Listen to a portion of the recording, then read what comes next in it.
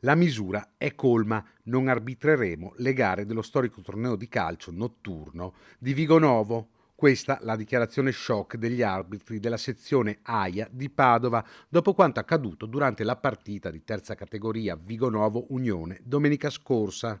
Un giocatore del Vigonovo ha preso a schiaffi l'arbitro dopo essere stato ammonito. Dura la sanzione nei confronti del calciatore, che è stato squalificato per 5 anni e la società multata. Un episodio che ha scatenato l'ira dell'Associazione Arbitri di Padova, che con un comunicato annuncia anche che la sezione padovana non fornirà più direttori di gara per le partite del Vigonovo Tombelle. Amareggiato il presidente nazionale del CONI, Giovanni Malagò. Inaccettabile quello che è successo nei confronti di alcuni arbitri, in particolare alcuni casi in situazioni di periferia con giovani arbitri che veramente hanno avuto dei seri problemi anche in termini fisici.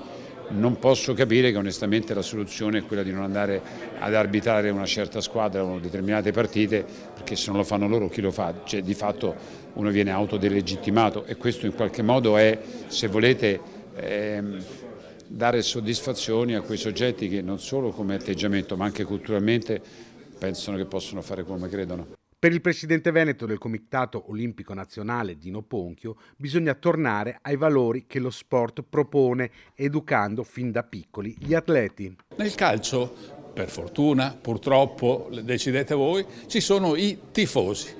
Se ci fossero sportivi solo invece che tifosi, forse andremmo bene, ma questo afferisce alla cultura sportiva del paese. Se non miglioriamo la cultura sportiva del paese, avremo questi episodi. E come la miglioriamo? Torniamo all'inizio, all'attività motoria nella scuola primaria, perché fare sport diventi uno stile di vita e non guardare la televisione o andare a battere le mani a urlare contro qualcuno negli stadi.